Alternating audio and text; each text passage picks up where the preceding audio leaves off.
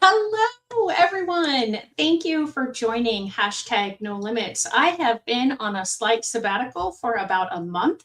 And so it's great to be back. I've missed you. I've missed doing with this. I love talking to my guests, and I can't wait every week to bring them on. I'm always so excited for who I'm going to have on. But I am going to go through my introduction and all the little businessy things before I bring him on today. So this is hashtag no limits, and hashtag no limits is about people whose society places limits upon, but who are busting through those limits. Ophelia said in Hamlet, "We know what we are, but not what we will be." And I've tweaked that a little bit to be, "We know who we are, but not who we will be." And I believe that there is a beautiful example of the caterpillar turning into the butterfly. And for those who don't know, I'm going to give you a super simple science lesson where the caterpillar literally dissolves into its cells. And at that point, it must think its life is over. But then it reforms into the butterfly, but it's not finished struggling yet. While it's in the cocoon, it still needs to fight in order for its wings to be strong enough to take it everywhere it's going to go. And we have to be careful how much support we give it at that point. And we have to find that balance, because if we give it too much support, its wings won't have the strength it needs to take them everywhere they're going to go. So I think that can't be easy. I also don't think that busting through limits that society places on us as humans can be easy. And that's why I love bringing this episode to you and all of my episodes, because there's so many wonderful things happening out there that people are bringing to help others bust through limits. And that's what the episode is going to talk about today. Just really quick business things. Make sure you like and subscribe to this channel so you don't miss a single episode of all of my wonderful guests. Please be sure to like and subscribe. Oh, I said that part already. Please be sure, if you're watching, to give us a hashtag live and where you're watching from. If you're watching live, and if you're watching in the replay, a hashtag replay and where you're watching from. I think that is everything. And so now I'm going to bring on my guest today, and I've been showing you his website the address the whole time. And so I can tell I haven't done this in a while, Andrey, because I'm like a little discombobulated. So thank you for being my guest today, and thank you for joining me. How are you? Hello, Shelley. What a poetical introduction. I mean, that was the music to my ears. Thank you. I'm doing great. Super excited about this episode. And hopefully we'll cover such cool themes, which we haven't done. So great. Yeah, so obviously you have a different accent than my accent. So let's start with that first. Where are you joining me from? And then just kind of tell me about yourself, and we'll get going from there. Yeah, so my accent is a very long story actually. So right now I live in London, in UK. Originally I'm Russian. So my accent is a mix of different, cultures, and it's been some days when I've been working in Germany. So maybe someone can even hear some of the German Deutsch accent, but hopefully not. So thank you for noticing. Yeah, no, absolutely. And so tell us a little bit, like, so you're part Russian, you live in London, got a little German in there. So tell us a little bit about your background and what brings you to hashtag no limits today. Yeah, of course. So actually, like, I have more than 10 years of experience of being a product leader in different, job titles, starting from a normal product manager to head of product, CPOs, and all sorts of things. So 5 years ago, I started to work outside of Russia. Originally, I'm Russian. I've been born, raised in Moscow, but nowadays it's, not the country, it's like a Voldemort kind of a country, so let's better leave it for the future generations. So yeah, 5 years ago, I moved to UK to start building, joined a company as the head of product position. So it was the health tech AI company. We've achieved absolutely great results together. We've been expanding our products all over the world.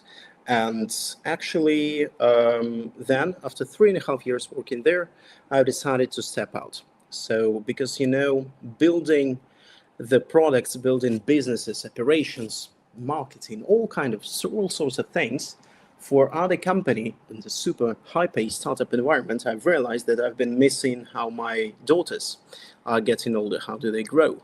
And that was a moment when when we moved to UK, my young daughter, when we were in a plane, she was just 2 months old. So, and as you can imagine, a lot of things been happening. So we decided to take a Yes. little career break, and try to pretend to be a good father for them. And in one of their evenings, I've been reading The Hobbit to my older daughter, to Eva, and Hmm. she asked me a question, why can't we fly eagles? It was a chapter when they've been escaping. I think it's Mhm. been escaping. So yeah, and I thought like actually we can do some kind of this one. So I've came up with an idea of doing a stories in the favorite child's worlds, and putting your kid there. Super simple, using the chat GPT just on my laptop, no rocket science at all. And then all of this started to expand. More of our neighbors started to ask about, oh, can we actually try something like this? And I said, yeah, of course. I mean, just use ChatGPT, whatever. They said, like, oh, okay, but we can't achieve these results as you do. Then also my younger daughter, she was hit by a 3-year-old crisis. I mean, for every parent, it's quite a tough days. So she started to refuse brushing her teeth completely. So completely Oh, rebellion. So, and I thought, like, okay, why not to try to weave into the stories I'm reading to her every night, in her world, in her characters, like a practical things about brushing the teeth, right? And it worked like a magical thing. So for her, it was super simple, super exciting, to realize, to fantasize about herself in the world, and then she's hitting some kind of a tasks, struggles, and she overcomes them in the stories.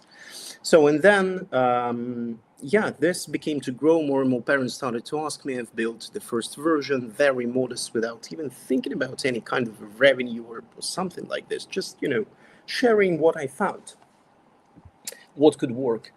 And then all of this started to grow. Just, the parents on the playgrounds, the parents in our school, nursery, they just started to fall in love into our product. So we've decided to into Snowball. So we've decided to release the very first version, and since 1st of December, we are live, and our products, including the bedtime storytelling, including the educational part about the practical how-tos and thoughtful morals, and of course the child psychology, because nobody nowadays teach them emotional intelligence. Everyone is just talking about this, but there is no practical things about such an important thing for our little heroes.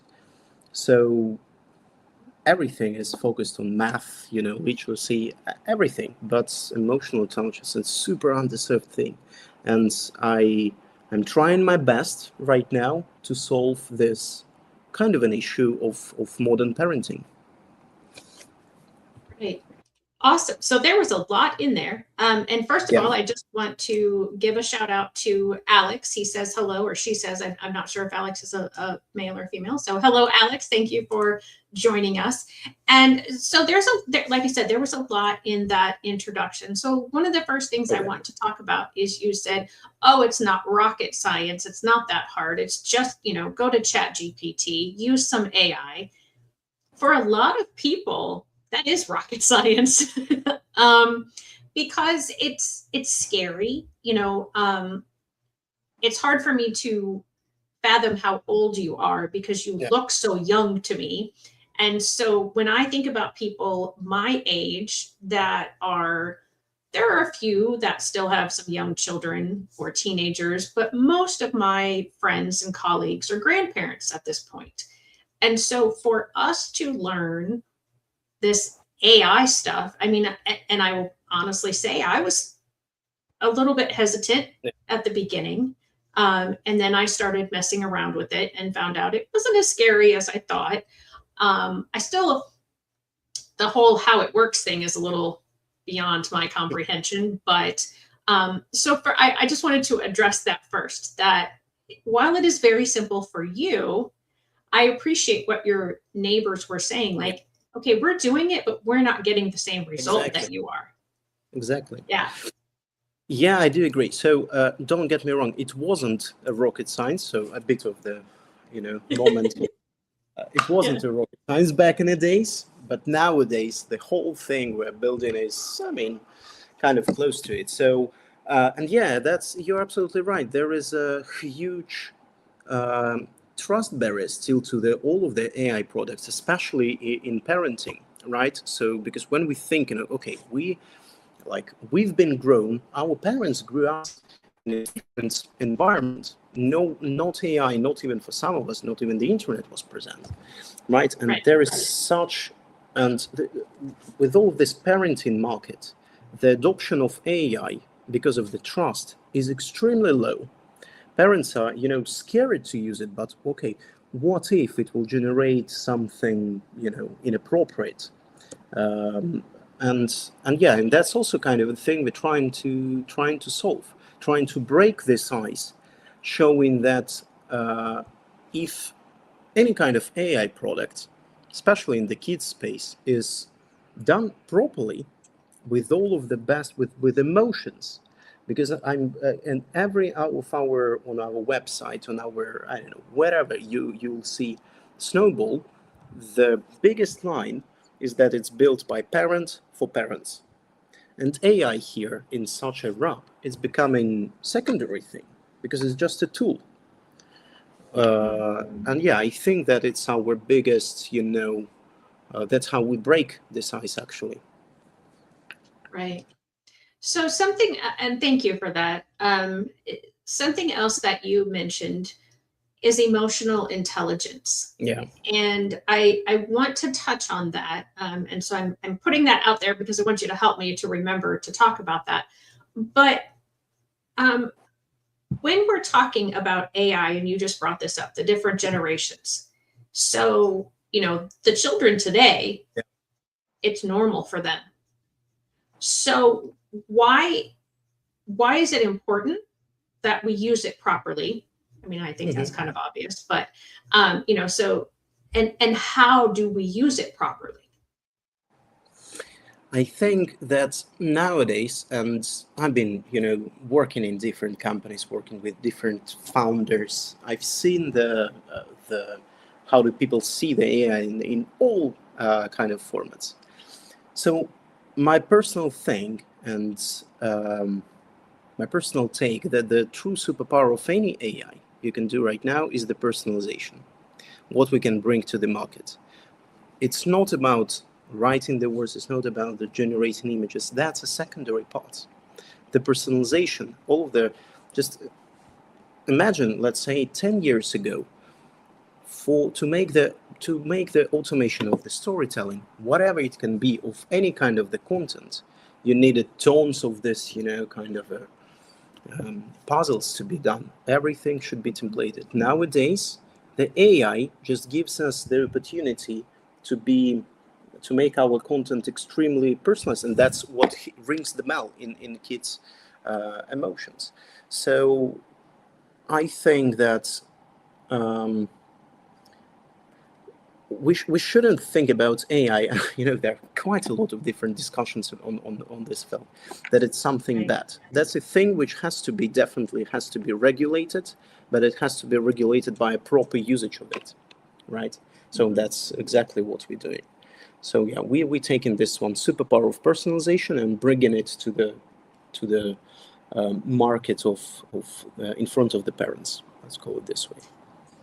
And so to expand on that a little bit more, and as well as Right. the parenting piece, how can we, I say we, but I'm not raising a child right now. So how can the parents of this generation raise a child in an AI world and balance reality with AI?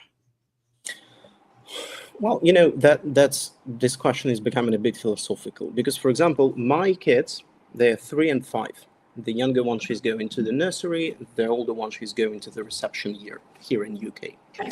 Right. So for them in school, even the tech, even the phones, they're completely restricted. So they can't go. And my kids are relatively young, so they're not users of AI. So one day, obviously, they will hit this kind of a wall that they will see all of this, and the thing is that in terms of the parenting space, I don't think that it's even used. I can't even come up with any of the products, I mean, like well-known products, right, which hits where AI hits your kids directly. So I think that, yeah, I cannot come up with any of them. Tons of different things which are maybe tangling their AI somewhere under the hood, but they not even disclose it. So, and for me, fortunately or unfortunately, my kids didn't even yet hit this one problem of AI world, and I believe one day I'll definitely start thinking about, with a glass of wine on the couch, how can we how can we overcome the problems it can bring. So yeah.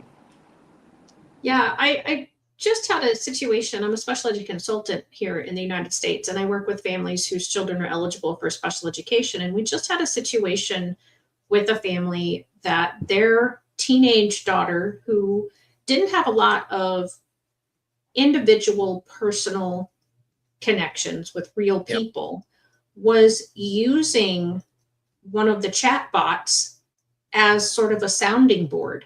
Yeah. And the sounding board was unfortunately not giving great advice.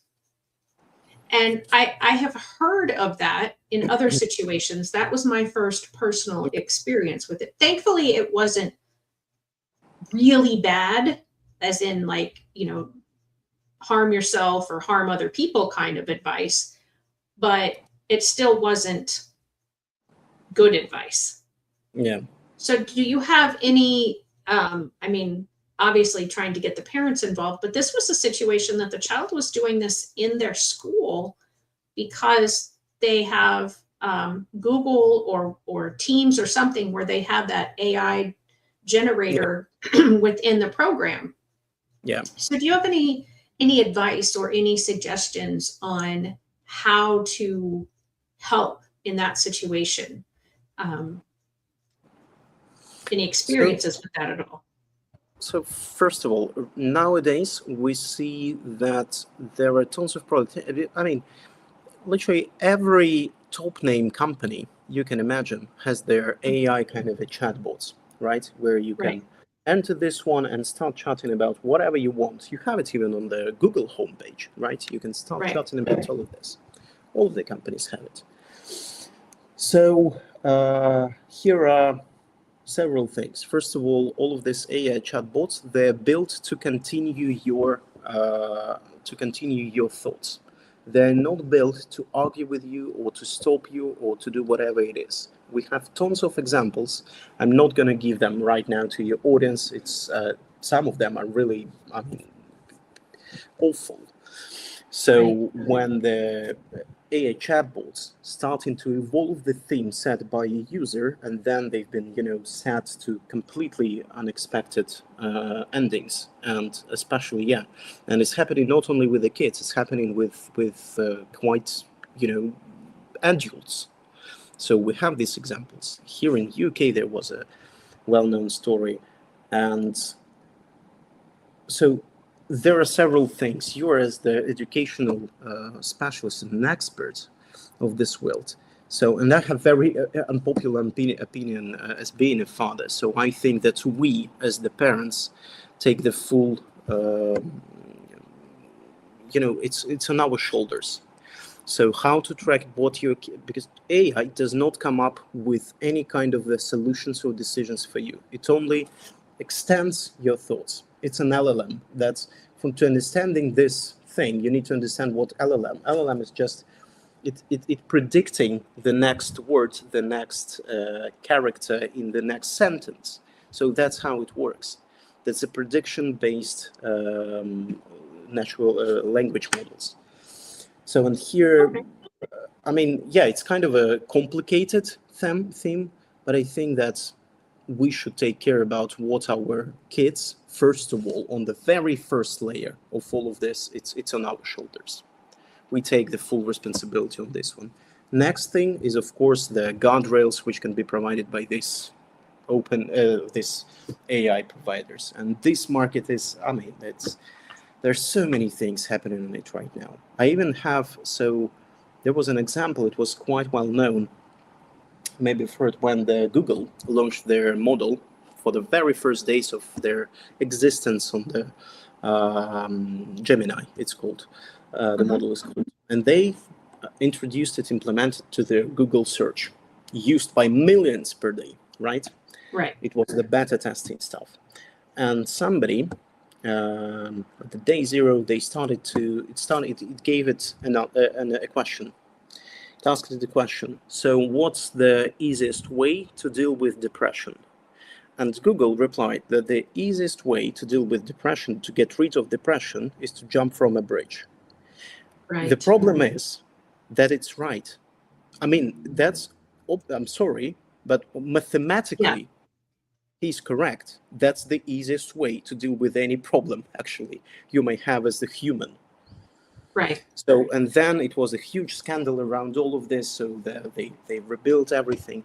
And the thing is that right now, what we can see today, all of the systems are much more safe. But again, that's our responsibility as the parents to track what our kids doing there, what are the themes, what are the topics they're doing, and your responsibility as the human is to be critical about to be critical thinking, critical decision making about what AI gives back to you. So yeah. Yeah. And yeah, it is. I mean, yes, at the very base core, absolutely zero emotional level, no emotional intelligence level. That is the answer. It is not a great answer. It is not an answer that I would promote or that I think any actual human would promote. Exactly. And so I think this feeds into now going into the emotional intelligence piece that you mentioned when you were introducing yourself of what is that exactly, or what is your definition of it? I don't know that anybody has an exact definition at this point, but what is your definition of emotional intelligence, and how do you help your children develop their emotional intelligence? I see. So, and that's a thing. That's also a thing of the modern parenting and the modern kids. The world where they live in, it's like crowded, in a good meaning, crowded by different. So, in my personal feeling, much more things are happening around them. So much more, voices from above. So everything, they're very.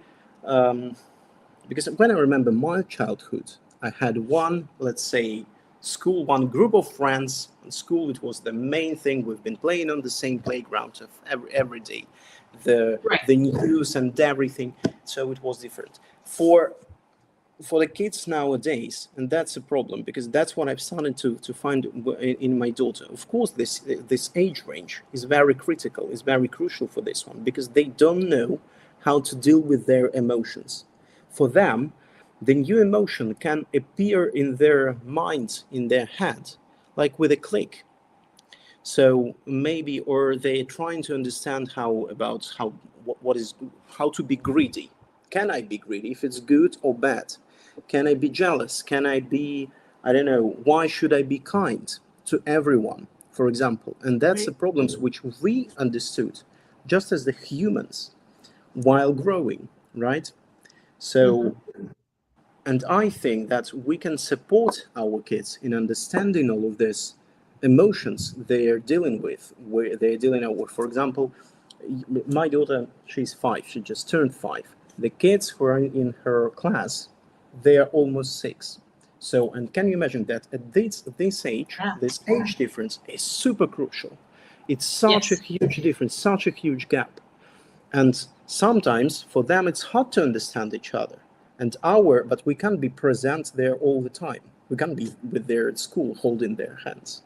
They are raising with all of these emotions, trying to understand, trying to live them through.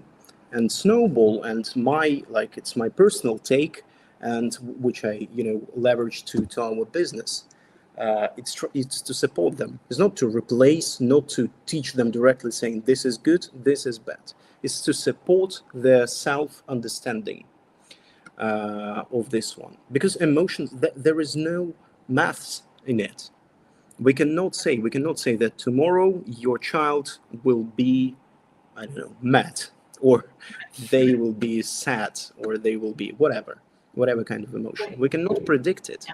And that's a thing. Emotions, especially at this age, are it's like a black box, but super important black box.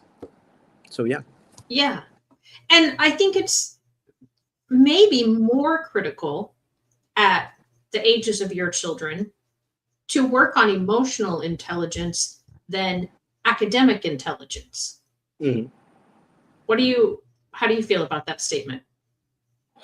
I think that we shouldn't prioritize either of this. So academic education is also extremely important. And for example, I'm really glad that here in UK they start to teach kids at the age of 4 or 5. They have a proper like academic, the math, everything.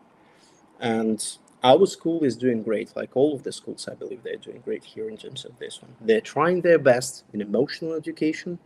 But obviously, I don't want to say it's not their job, but it's not their first priority, unfortunately. That's how the system is built, right? Right. So their job is to raise your kids with the highest grades, with the highest, all of this. Now, the modern, like Montessori mechanics, they have a bit more than this, and they're a bit broader. But yeah, and that's actually the parents' responsibility to think about these emotions. And most important thing that we are, I believe that you're a good parent. Your listeners are the good parents, but we know the examples when the situations are different, and their kids have to face much wider kind of scenarios, and they need to raise so, and that's what we're building. Yeah. And so when you talk about it being the parent's responsibility first, Yes. how do you work with the parents that you've been working with your app about, like, if they're feeling guilty that they just don't have time or the energy to do what they are being told by society, all the things that they need to do? Yeah. No, this is absolutely true. This is true. And all of the parents I know and myself were feeling guilty. That's a thing. That's how it is feels. And to be honest with you, I don't know if it's good or bad thing. We're feeling guilty that it's so easy, especially nowadays when the markets, when the content we can see on the YouTube, on the I don't know, on different social medias are all about how to be a good parent. You need to, and at the peak of all of these topics, right? You have like that. You need to spend 24/7 with your kid. You need to read to them. You need to, feed them only with broccoli, whatever it is. So you're listening to all of these experts, and you, oh God, but wait, where do they take so much energy to do all of this, right? So, but the truth is that it's not about us as the parents that we are doing something wrong. We're doing our best. Most of us are doing our best. Absolutely. In terms of raising, and we're also people, right? For example, I have a job. Like my wife, she has a job. We also have all sorts of the responsibilities all around us, right? Yep. So that's not about that. Feeling guilty doesn't mean that we are bad in parenting. I believe that it's all about finding the perfect balance in terms of this. There was a book. Unfortunately, it's not quite popular in UK, in English markets, in UK and in US. That's a book from which I read before I became father for the first time. It's from the Japanese author. I will find it and I will send it. Maybe I don't remember its name. So it was How to Be a Good Father, something like this, I believe. the name of this book. So as you know, the Japanese parents, fathers, they're super stressed, they're super overwhelmed, they're like working like 20 hours per day. They're super depressed all of the time. And the main take of this book was about how to spend most quality focused time when you're tight on time with your kids. Not about quantity, but about the quality of the time you're spending with your little one. So it was very interesting. It's quite a short book, maybe hundreds of pages or something like this. So the main take was, if you have 1 hour per day with your kid, spend it like nothing else exists in the world. Just 1 hour or half an hour, and be the best. And this half an hour will make you the best ever person in their lives. Because like the quality of parenting, the meaning of parenting is not about time. If I'll sit with my child for 24 hours a day, just holding their hands and doing nothing, or staring in my phone, for example, I won't become a good parent because of this.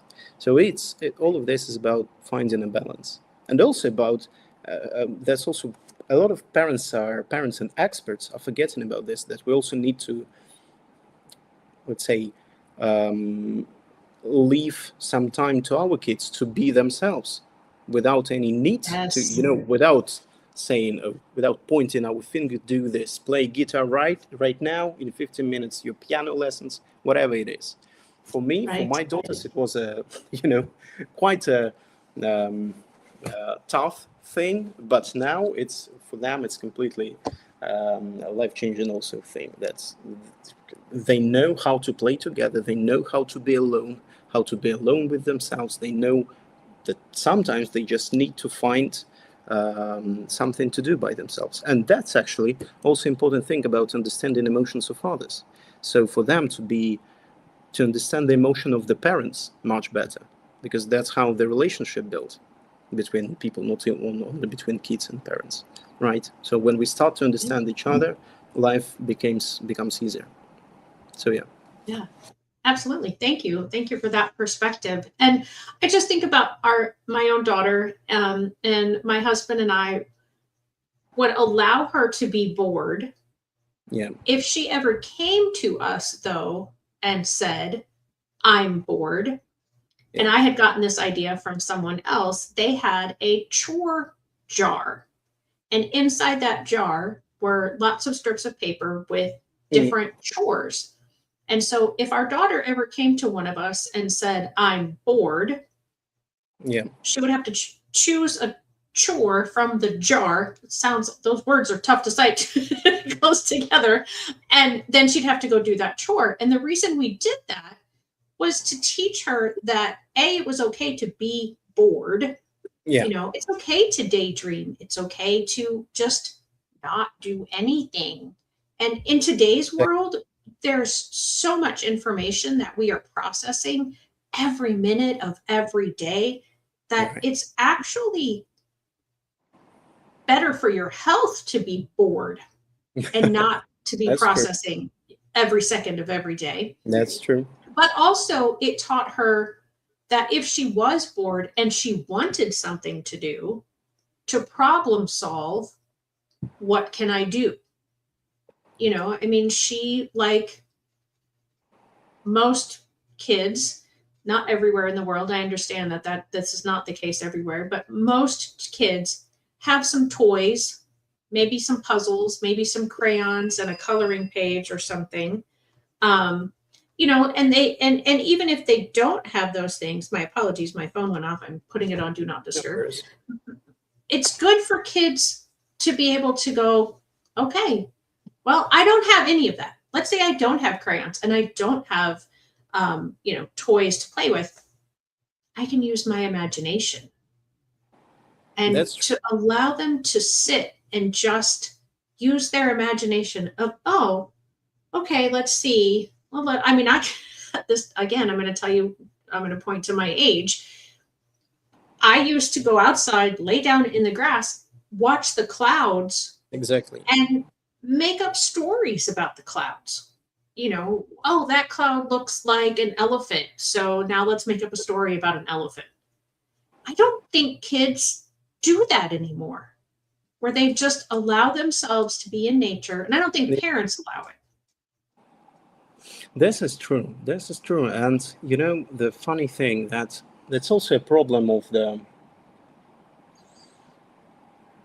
because today my kids, they're not, they're in the same group, so they're absolutely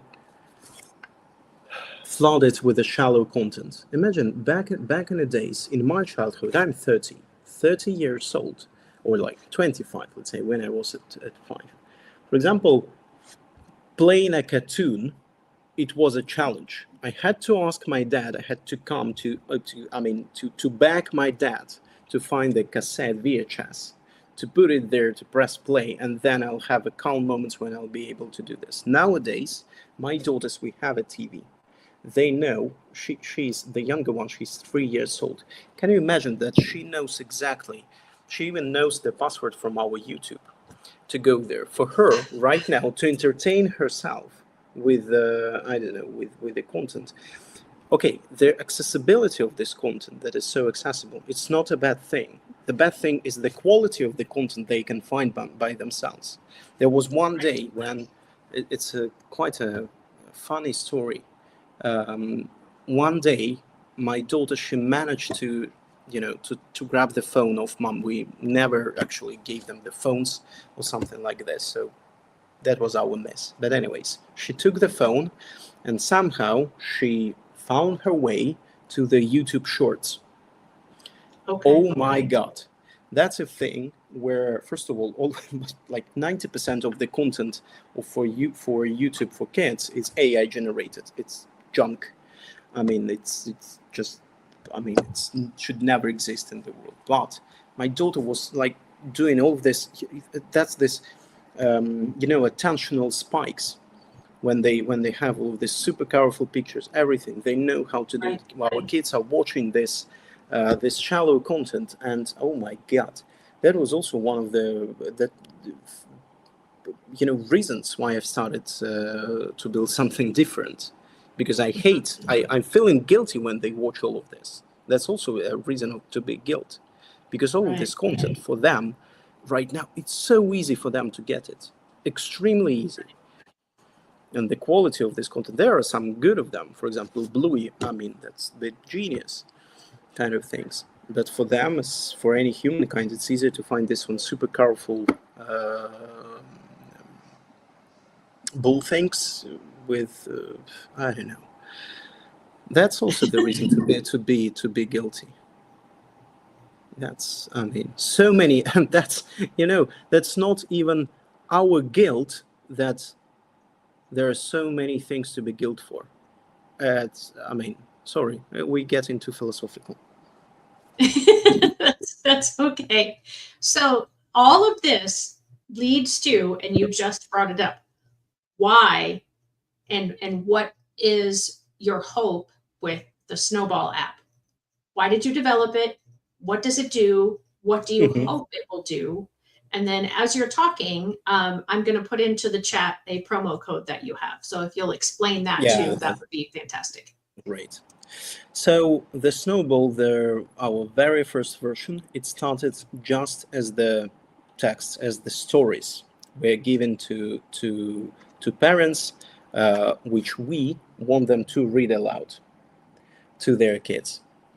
And I think that it was absolutely, so it started really well. Then we had some families who asked for the audiobook versions of this one, stories. So we've built the audiobook versions, and then the third iteration of all of this, we've decided to put it as a voice cloning. So we managed to voice clone the voice of the parent, to clone their voice, and all of the stories. Even the parents are super tired, I don't know, you have dishes to wash, you have, I don't know, tons of things to do, but it's a bedtime. So you want your kids to go to bed. So you just go ahead, you go to Snowball app. The story is already generated for you with all of the perfect, it's safe. I mean, like, I'm 100% confident, because we have a special, technology layer above all of this to make sure that everything is safe for them.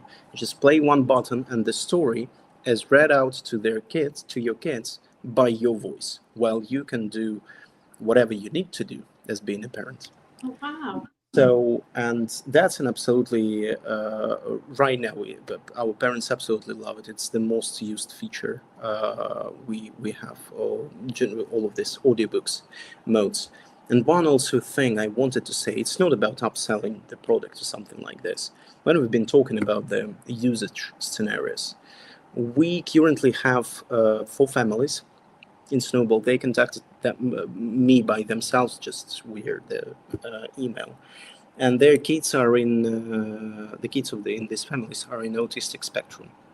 So, and the parents, they found Snowball organically by themselves in the App Store. They cloned their voice, and um, the parents said that this feature is absolutely life-saving for them, because for the kids with this special needs, hearing the stories, hearing the voice of their parents is extremely important for them. I don't know, to calm down before the bedtime, during the day, whatever it can be, even in the mornings. And our voice cloning, this families received our lifetime access for free, just because if it helps them in such a meaningful way, I am glad. That was the best motivation. When I received actually the first email from one of the moms, I'm like almost burst into tears reading all of this, that it helps to them, because, and it's really so warm to read the words and to understand that the technology we're building actually finding its way in such an, because I didn't even know about this use case scenario, right? So, and yeah, we are not generating any kind of the videos. We're not generating any kind of shallow content. We're just generating warm, cozy, kind, educational stories for your kids. This is it. And it helps them to understand their emotions and to grow. It supports them. It's not replacing, it doesn't teach them, it supports them. That's the main thing. Like tales we've been told by our parents back in the days before the bedtime. That is incredible. I'm going to pop up your website just really quickly. And it is, again, it's trysnowball.app. So try, TRYSNOWBALL.app. And I think that the little graphic is cute, and I think they look realistic. So are you able, when you're building these stories, to choose what do you call these little graphic, your little Avatar. Yeah, we call it avatar. So you create the avatar of your child right during the onboarding. We don't even need your email. It's completely free. So it's just like through the biggest, very emotional, graphical way to create the avatar of your child during the onboarding, completely free, like as the first story. It's completely free for you to try to try if it works or not for you. So it's a fair way. And then inside the app, we have the avatar from selfie generation. So once we have your account, while we legally allowed, to process your photos, you can just take a photo of yourself, because you can bring all of the family members into our app. It's built around their world, around your presence, mom, dad, as you can see, and dogs actually, and the pets, home pets are coming quite. Yeah. So you can just take a photo of your kid or yourself, and you will start appearing in the stories. So you will see it immediately in this Pixar style avatar, and then you'll start appearing in the stories if you want to. So yeah. So tell us, you mentioned earlier that this started because I think you said your daughter was 3 and she decided she didn't want to brush her teeth anymore. Yeah. And so you developed a story about that. Can you tell, and this, I hope the reason I'm asking for this to be explained a little bit more is to give parents an idea of some ways that they could use it rather than it just I mean, telling Yeah. a story in your parents' voice is beautiful in its own right, Yeah. but how can you use it in like that situation that you did in order to teach your children to do a skill? Yeah, exactly. So first thing, again, during the onboarding, you as the parent set up the personality of your child. What does she or he likes? For example, it can be, I don't know, painting, crafting, whatever, dancing. You set it all up by answering just a simple questions, not chat-based. And then you also pick for the very first story, you pick the how to. It can be brushing your teeth, tidying up the room, whatever it can be. And then you pick in the, as we call it, thoughtful morals. It's like, you know, a long lasting thing. For example, I want to encourage self-belief in my child. So you pick in these focuses. What do you want to teach them through our stories? What our stories should help them with? Then the stories, it starts to unveil in the stories. Plus, inside the app, we have you have a custom brief. If you want to generate a story about something specific, you're good to go. For example, right now, my daughter, she's a huge fan of snails. I mean, she's picking every snail she sees on the street, and that's a problem, to be honest. It's funny, but it is a problem. So, and we have to, our story is actually helping her to understand that that's not a proper behavior. Sometimes it's they're not the best pets to have. Right. And plus, we have a calendar in our app. For example, we have a very good example from one of our parents. They set up that in 3 weeks there is going to be the first dentist appointment for the little one, the first checkup. As you can imagine, super stressful. I mean, like for kids, it's really hard to understand that there is a doctor who will wear this one glasses and will, you know, with all of the sticks, do something in your mouth. So for them, it's extremely stressful. So the parent, I won't disclose the name, parent added this event that it's going to happen. The first dentist visit is going to happen in 3 weeks. And Snowball started like gradually, step by step, in like weave into the stories the idea for the child that dentists are not so bad, that it's good for your health, for your mouth health, everything, right? So, Mhm. and in 3 weeks, there was a story which completely prepared. And then parents, we had a call with him because it was part of our user interviews. He told it to me during this interview, this story. The child was super excited to go to the dentist. The child, this little boy, he knew that first of all, it's nothing to be afraid, that it's good for his health, that it's nothing is nobody's gonna pull out your teeth or something like this. And the dad said, oh wow, I mean, like it just worked like a magical thing. I didn't do anything. I mean, the parent didn't do anything, just played the stories every night before the bedtime, and it's worked like a magical thing. Yeah. For some of you, for some of the listeners, it may sound like, okay, I mean, I can do it. But these simple things, they actually shape this one, parenting. Everyday things, not a huge steps, stages in between. Our daily parenting things, that's where we support parents. Yeah, that's incredible. And I know that for a lot of children and adults, even with autism, that something new like that in their schedule, Yeah, if they have time to adjust to it, it doesn't become so overwhelming for them when they're actually faced with the event. And so that is very similar to what we call here in the United States a social story, yeah, which is, you know, really similar. Like, okay, this is how we want to, it's basically training the brain not to be exactly. fearful, to know how to respond in a situation. And because you've read it over and over again, it has that effect on the brain. That's the like Exactly. magical part that you were talking about, that it actually kind of rewires the brain to go, oh, this isn't scary, or this is how maybe it is scary, but I have steps that I can take to Exactly. reduce the scariness or to actually go through this without being, hopefully, Yeah. scared.